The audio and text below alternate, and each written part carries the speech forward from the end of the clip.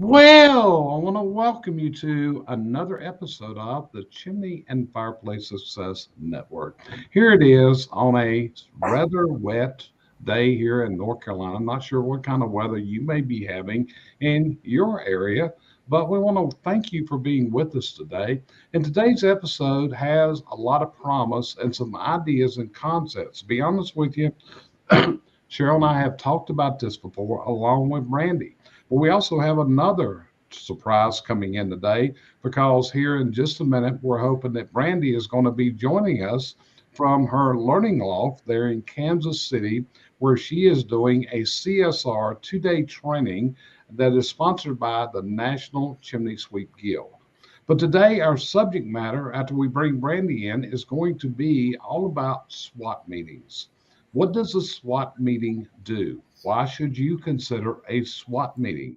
And what is a SWOT meeting going to do for you as a business owner? And how's it going to help you build your team, build your culture, and be able to move closer and closer to the dreams that you have for operating your business? So, Cheryl, can you kind of give me the forethoughts of what the SWOT process? What do you see it does for the companies that engage the SWOT process? Well, what I think it does, it gives you an insight as to what your people are thinking more than anything else because you do it with the whole company. You list your strength, weaknesses, threats, opportunities, and then not only do you list them, but we work our way through them.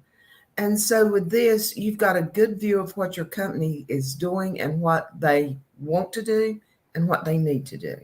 And it's kind of a coincidence, but often I do business analysis where I go in and I visit with the company for 2 days and I look at them. And what I'm looking at, I'm trying to find out what are the strengths of that company? What are the weaknesses of that company? What are the opportunities that exist out there for that company? And what are the threats to the existence of that company? I'm also trying to detect what are the fears amongst the workforce. And an open minded manager then gets a very detailed, kind of lengthy analysis report that tells him the good, the bad, and the ugly. And then, if the business owner is ready to move forward, then we also provide them a strategic plan of how to move to their business dreams, which is one of the things that we talk about here at CVC Success Group. It's the very reason we do this broadcast in order to share with people like you that are listening right now or listening on the replay. What are the processes that can truly separate you and where you stand out in the crowd? But the SWOT process is quite a bit different because in the SWOT meeting process, what we're doing is we're finding out critical data, critical information from the people within our company. We're communicating. We are finding out what are the company weaknesses. And many times, what I hear at the completion of a SWOT is the owner, the managers will tell me, I learned a lot today. I learned about which of my people are really on the forefront. I learned which people really think progressively. I also look at people that possibly could be an issue because in the SWOT process, many times the people that are a problem will surface in this SWOT meeting. It shows tremendous attitudes. I mean, Cheryl, you participated in SWATs with me both on site and also remotely at times. What's your thought of what the SWOT meeting brings out to the owner, to the manager at the end? Well, basically, the manager has to be quiet. For one time in their life, they have to listen, which I think's really super because they're the people become very confident that they can say what they need to say, where they wouldn't do it in an open forum anywhere else. We actually get them talking about what they should be saying and telling us what their problems are. They all have problems, and a lot of personalities have a hard time expressing that. But you get them in a crowd, you get to talking, and it's kind of like a round table. You start getting conversations and things that are that are there that are very, very deep that maybe they haven't even thought about before. Right. So, what's the process for a SWOT meeting? Well, number one, to be honest with you, I don't think that a manager, a person in house, can facilitate a SWOT meeting effectively. Cheryl, would you agree with that? I agree with that totally. You're too close. You're much too close. And what's going to happen a lot of times, your emotions are going to come out. And if your emotions come out, it can ruin the entire process. So, rule number one to have an effective SWOT, and this is what large companies like Southwest Airlines, Ford Motor Company, Starbucks, all these companies do SWOT meetings. In fact, if you want to know an interesting fact, you can actually go onto Google and you can Google SWOT meetings in the name of the companies, and often you will find what their SWOT meetings revealed about their strengths, their weaknesses, and their opportunities and their threats.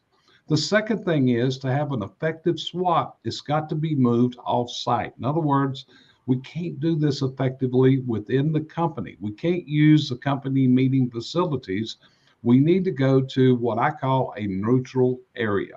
And the reason being, this is going to give a much higher level of comfort to the employees because they're out there in a strange place and it's a more safe and secure environment. We also always tell everyone if you, and today is your opportunity, all the things that you feel need to be changed, this is what we're going to go through. So the first of the process is we get everyone in the meeting to write down on their own tablet, their notebook, whatever they're using to record their thoughts. We want them to list all of what they see as the strengths of the company. Now, after everybody has it listed, we then get them to read out, and it's then written onto a flip chart. And the flip chart is using sticky sheets like great big sticky notes, and it goes up on the wall. And if we repeat a strength, we then put a hash mark beside it. And this, by doing this in that format, what it does, it allows everyone to get their words out and not be influenced by the people that are speaking before them. That's one of the things we found out a few years ago. We used to get them to just call it out, and we'd write it down, but that was affecting the thinking of the people that followed them. So we repeat this process. We go through the strengths of the company. We go through the weaknesses of the company. We go through the opportunities that are presented by the meeting. We go over the threats. What are the threats that could put the company out of business? What are the threats that could cripple the business? What are the various things that do that? And then lastly, we go through the fears that the individuals have. And what we're talking about here, what is their fears? What is the things that keep them up at night? What keeps them from sleeping? And what we're doing is we go through all of these processes. We're writing these things up on the flip chart. That's why we need a room that's got a whole lot of walls, because when we get done at the end of this day, you're going to see all these flip charts lining the wall of different things. So Cheryl, what's your thoughts or your input at this point before I go further into what we do in a SWOT meeting? Basically, you've covered it well. The thing is, everybody that's visual can visualize what they're saying. Uh, what I like about it the most is the people get very comfortable and they begin saying, things maybe they wouldn't say in a group situation at a meeting of a morning, because they have this freedom to do so. And we always let them know that they can say anything they want. It will not be held against them.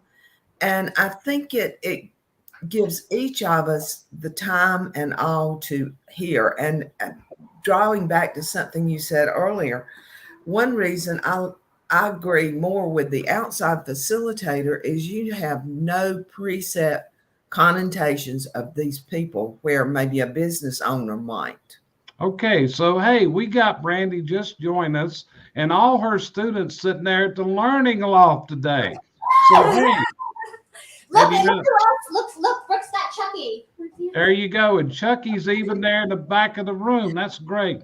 So anyway, I recognize a lot of faces in that room, Brandy. In fact, we were just talking about SWAT meetings, and there's people in that room that, there you go, Barbara, raise your hand. Barbara's been through the SWAT process quite a few times, and they're actually unique because we actually do a 2-day SWAT meeting with Chesapeake Chimney when we come out there, and we've got our next one scheduled. But let's move from there, Brandy. Let's share with our listeners and our viewers today what's happening in Kansas City and Brandy's Learning Loft. We are doing the 2-day basic CSR that is sponsored by the NCSG in partnership with CVC. So usually my classes are a little pricey, but this one is not because the NCSG is covering a lot of the cost. And Tom Huckle, the current president of the NCSG, should be arriving probably within the next 45 minutes he's driving all the way from where he lives, about a 3 or 4 hour drive, just to greet everyone and say thank you for coming to class. So fantastic, Brandy. Let's tell our listeners what's some of the things that you're doing in a CSR class.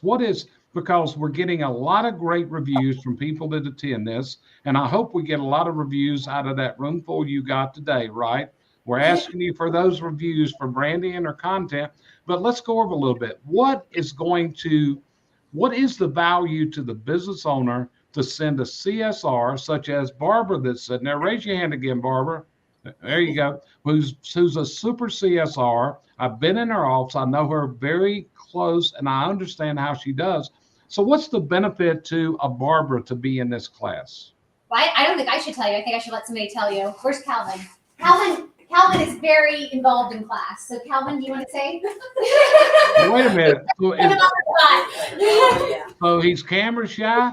There you go, Calvin. I'd love to hear from you, brother. Yeah, look, I think it doesn't matter how long you've been in the business, you can always bring a bunch of people in the industry together and learn from each other, and take home some nuggets, some good ideas to apply in your business and make it more efficient, and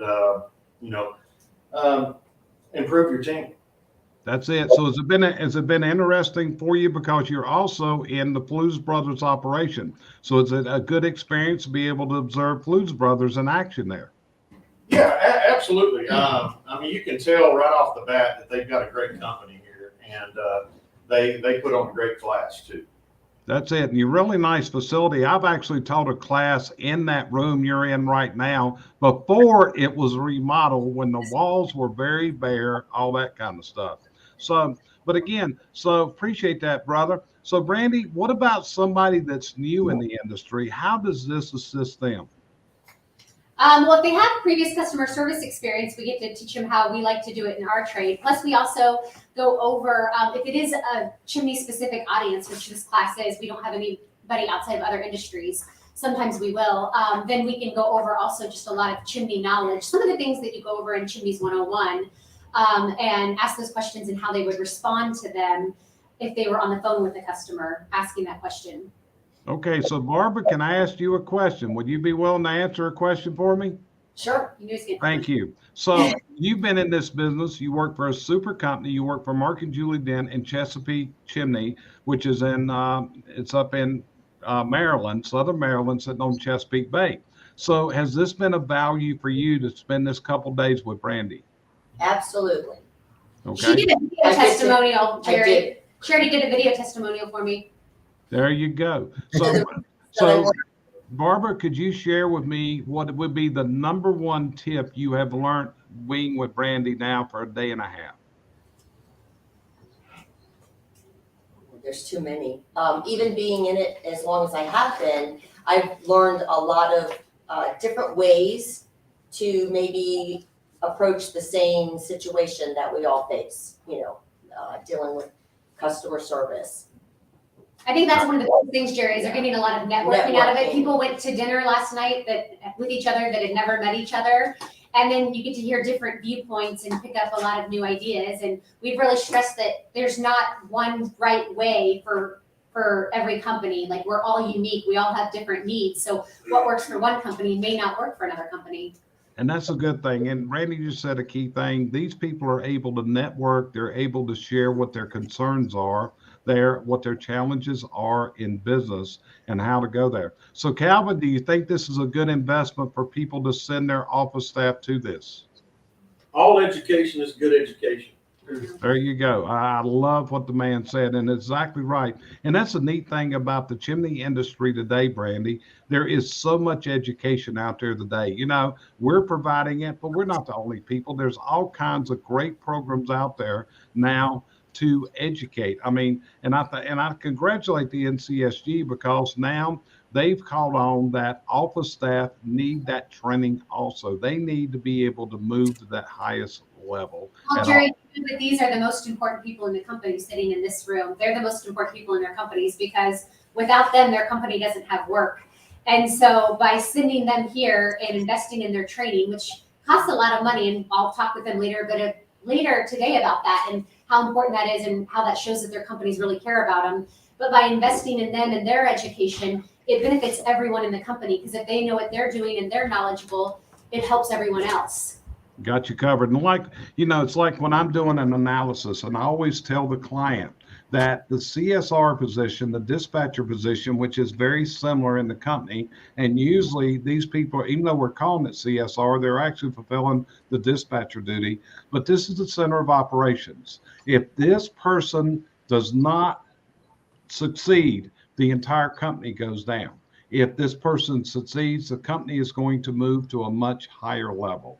So, Brandy, is there anything else you would add there from Kansas City this morning? I think we just got to get back to class and learning. Okay, so I'm going to ask one thing. We're talking about SWOT meetings today. Is there anything you would add about the importance of SWOTs? Because you've been on site with me, you participated, and I've learned a lot from you, and we make transitions in our process. So is there anything you would add before you guys go back to class? Yeah, they all did a mini SWOT yesterday where they got together in groups of 2 and 3 and went over the strengths, weaknesses, opportunities, and threats in their company. And they could see that a lot of them were the same. But yes, I think it's imperative that you do that at least once a year so that your employees feel valued and feel like they have input. And you can identify those, what would I call it, blind spots in the company. That's it. So, okay, well, I'm going to let you get back to class. I appreciate you taking this break out. And folks, I really hope that you've got some true value, and this is going to benefit you, each of your careers as you leave there. And this is going to be something that you're going to remember for many, many years, what you've learned with Brandy, because quite simply, she is a phenomenal instructor. Would everybody give me a hand for Brandy? Definitely. Okay, Brandy, I appreciate it. You have a wonderful day. I appreciate you giving me 5 minutes of your time today, okay? Okay, we're back. Let me get this back to the, okay, now we're back. But that was, so Cheryl, what'd you think of that little interview we just did with the class out there? I think it's good. And I think it's really good that people can see what actually goes on. They see that people are interested. They see that companies are interested in training their people. And also, the loft has turned out to be great for Brandy. It really is. They've done her and Jeremy have done a fantastic job of remodeling that upstairs space in their building and turning this into what they call the learning loft. And it's a really fantastic thing. So going back to the SWOT process, as we talked about earlier, what we've done, we went through everybody in the company. Now, one of the things that also happens in the SWOT meeting is that I think is one of the highlights is the owner provides his vision for where he sees the company will go in the future. And what I find out from this is many people in the company never know that owner's vision. He never tells his people. And I've watched some people, I did 2 SWOT meetings last week, and the owner did such a presentation. It was unreal the way he expressed what his vision is. And that's very important. So Cheryl, is it important in your mind, as it is in mine, that the owner express his vision? I do, because a lot of times owners think, they don't need to. They assume, and we all know where assume gets us. They assume that the company knows that's their directive and that's what we're going to follow. But like you say, many times they don't, because it's in the owner's mind. and he's striving in this direction. The company doesn't know whether to pull or push. So it gives them a path to follow. So I think it's very important. Yes, it is. Now, what we've went through at this point, and we're about to lunchtime today, and we also always have lunch catered in. We don't want to go to restaurants because it kind of it just breaks the day up. So we always suggest that we have lunch brought in, catered into wherever we are meeting at. So now we're at about the lunchtime point right now. We went through this exercise of what does everybody thoughts processes are, and we've got everybody's thoughts out, and they're all on this paper. Now we now go back and we concentrate, and we now are going to spend our time on the weaknesses of the company. We're going to use the strengths to build up our marketing side. We're going to use the opportunities because as economies change, we may need to be adding additional products and services. By listing the threats, everybody understands the things that they hear on the news media. What are government regulations going to do to the company? What is changes in business, in economies? We try to make people aware of the threats. These are things that they may have heard on the news media, but we are getting this listed down. We've also listed what are the individual fears. And this is the individual fears of the people that are in the room. And by doing this, and Cheryl, from a personality assessment process, how important is it for a manager to understand the fears of the people that they lead? It's very important because some of the personalities won't tell you. They have a fear. That some of them will spit it out and let it go, but several of the personalities hold everything in, and number one, they don't have a chance to let it out. But can I circle back to something at this point? Sure. You missed one of the most important things that I saw at the SWOT, and that was at lunch. Okay. I watched people that may not have talked to each other much. Now they have something in common. That there's things to talk about, and the camaraderie that goes on at lunch that was not going on prior to lunch, because it brings them back after lunch being a team more than just individual people. Okay, so what you're seeing is, and what you're saying is, the SWOT process is actually a team building exercise. Very much so. Okay, so great. So more of the benefits. Now, as I said, and we're pointing out important things. If you see me miss anything else, let me know what it is. Now we're coming back. It's after lunch. So now what we're going to do is we're going to now start concentrating on the weaknesses. Understand the following. The strengths and the weaknesses are all interior issues. They are controlled by the company. The opportunities and the threats, those are exterior issues. Those are things that we cannot control the threats. We cannot control government regulations. We can't control things that are happening outside. But weaknesses, we can. So what we want to do is we recognize our strengths. We recognize our weaknesses, but now we start putting together how are we going to combat these weaknesses. And what we do, we have this list of weaknesses that are up on these flip charts. So as we look at this, and I ask everybody to do the following, I want you to pick out what you see as the 4 leading weaknesses that are harming this company, that are holding them back. List them on your paper. Now, as we go around the table again, we're going to all put up and number and come up to a consensus of what the leading weaknesses of the company are. Now, this is not my thoughts of the weaknesses. This is the employees, and it's not the owner's thoughts. You have to remember, we are trying to get the involvement in our team members in how to move to this next level. And we want to get team buy-in. And this is part of our goal today. We're wanting teamwork and we're wanting team buy-in to the solutions. So what we do, we come up and from this process, we then select the top 6 weaknesses because we can't fix everything in one day. But in this afternoon, we're going to come up with the process to beat these weaknesses, to put these weaknesses to bed. So, Cheryl, anything you want to add before I go further into this? No, because we usually come up with the same couple right at the very top. And so I know you're going there, so I'm not going to invade your spot. Right. So what we do then is we create a separate flip chart sheet, and it goes up on the wall. And what it's saying is leading weakness, leading weakness, leading weakness on every one. So we have one problem. We will give you what we always come up in every SWOT I have ever done. One of the leading weaknesses, Cheryl, is communication, right? Always. And then we hand everybody a colored marker. And what we want them to do is go around and write on that flip chart what they see as the resolution to the weakness. What is the resolution?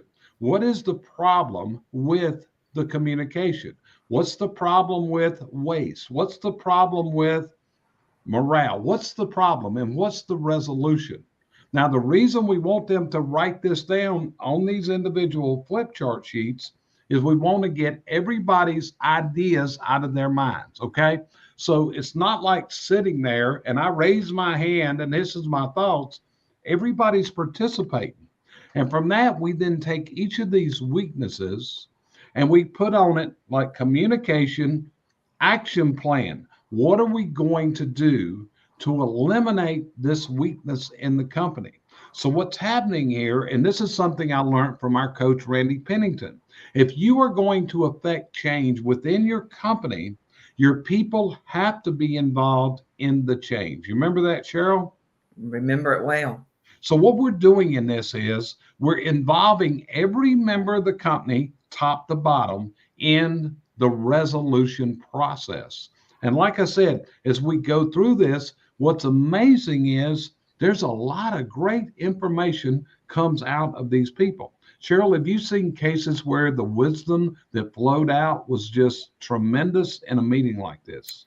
Sometimes, I mean, it's unreal because all of a sudden you've got the juices going and now they have an opinion and they get to express it. Something that as business owners, a lot of times we don't give them that time to express their opinion.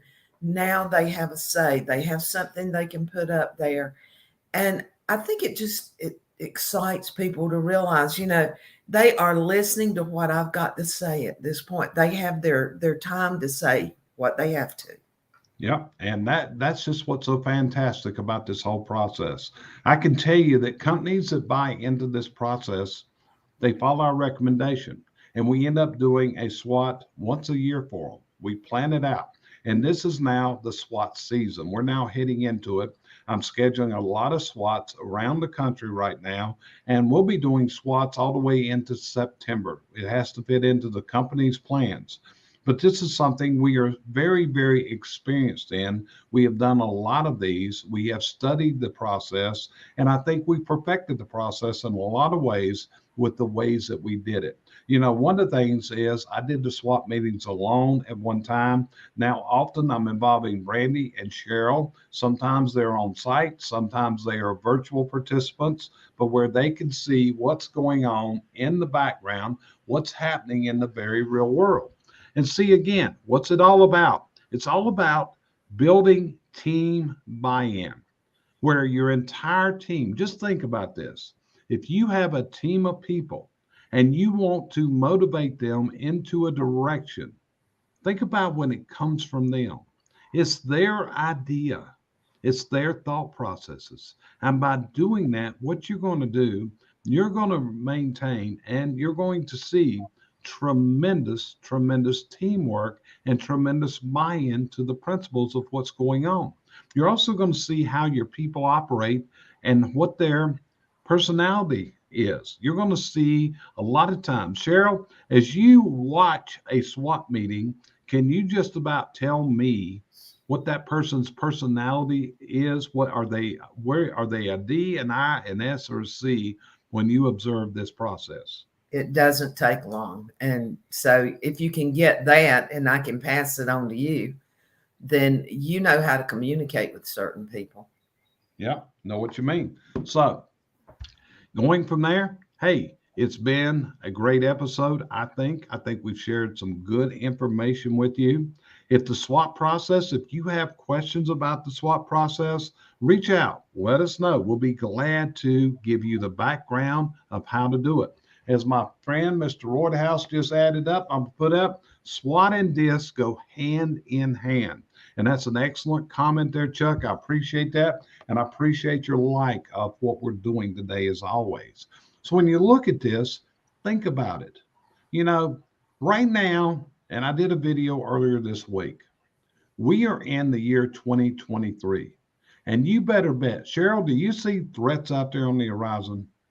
Probably more this year than I've seen in the past few. Let's put it that way. Yeah. Do you see the weaknesses and where they're become threatening because people are now having to focus on some of these weaknesses and where they got holes in the system? Well, fear always begets weakness. So now it's coming to the forefront, and the threats are going up. With the news, the media, and just everything that goes on, it's getting to the point I don't understand why anybody can be totally calm, because there's just so much going on out there in the world now. Not just in the world, but in your box. Yeah, I understand. Okay. So anyway, this has been the Chimney and Fireplace Success Network. Our show is sponsored by CVC Success Group. You know, as a business owner, as a manager, you face challenges. Sometimes you need somebody to talk to. Sometimes you need a mentor. And we may not be the right people for you. But here's the whole thing. We know other people that might be the right fit for you. We have no problem in telling you, hey, maybe you need to go talk to this guy. Maybe you need to talk to that gal. Because coaching is something, and mentoring, that's going to help you get to your dreams. And what are you looking for? I did a presentation last week for Heat Shield. What are you looking for in a coach? You got to have somebody that understands you. You got to have somebody that can listen to you. You got to have somebody that can help you derive the answers. It's not a matter of a coach provides you the answers. A coach helps you find the answers. Because you know something, I have found in my career that deep down inside, people know their answers. Cheryl, do you see that also? If you just talk to somebody long enough about their problem or listen to their problem, they'll answer it for themselves 99% of the time. They'll answer it for themselves. But what they don't understand is how to put together a strategic plan, a plan of their priorities, a plan of how to, according to the book Traction, how to assemble their rocks, their short-term goals that will take them to their long-term goals. And you know, business is discouraging. Sometimes you wake up, Cheryl, you ever just feel like I'm done with this? At times, not that often. I guess it's because I have this determination to help people, but yeah, some days it's a little harder to get up and feel wide open. It really is. So sometimes you just need that person that understands, that person that can pick you up. So, hey, if you're facing challenges and how to move your business to the next level and how to turn your business dreams into your business realities, you see both of our email addresses right there on the screen right now. All you got to do is reach out to us.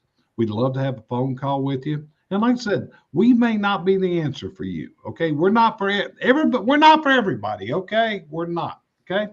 You got to have someone that can understand you, that can be there for you, that can be there to help you. That just may be the gold nugget tool that you've been looking for to move you there. Okay. And there's some great people out there in the world that are doing that. And we know a lot of them. So if we're not the right fit for you, don't worry. We're going to tell you, hey, yeah, I'm not the right fit for you for what you need, but I think this guy over here, why don't you contact him? I'm going to send him an intro. It's okay to you. and you set up a call with him and see if he is the right person for you. Because our hope is not to turn everybody into our clients, but our hope is to influence everyone that listens to this episode to seek out what they need to, again, to turn their dreams into their realities. Cheryl, anything else you want to add before we hang up for today? Just everybody take a look at your own strengths, weakness, opportunities, and threats. It doesn't have to be a company-wide thing. It's also good with inside the own soul. That's it. So appreciate you joining us today. This is Jerry and Cheryl from CVC Success Group. Like I said, we sent Randy back to work. She has a class to train there today, and we robbed a couple minutes out of there so we could kind of see what was going on there. So we hope you enjoyed that visit into the Learning Loft. And with that, we'll see you next week on the next episode of the Chimney and Fireplace Success Network, the broadcast